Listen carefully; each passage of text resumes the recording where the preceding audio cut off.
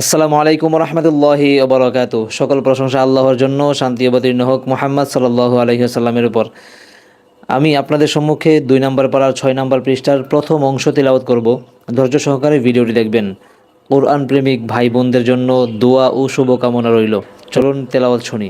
আউযু বিল্লাহি মিনাশ শাইতানির রাজীম। ইয়া আইয়ুহাল্লাযীনা আমানু কুতিবা আলাইকুমুল কিসাসু ফিল কতলা الحر بالحر والعبد بالعبد والأنثى بالأنثى فمن عفي له من أخيه شيء فاتباع بالمعروف وأداء إليه بإحسان ذلك تخفيف من ربكم ورحمة فمن اعتدى بعد ذلك فله عذاب أليم।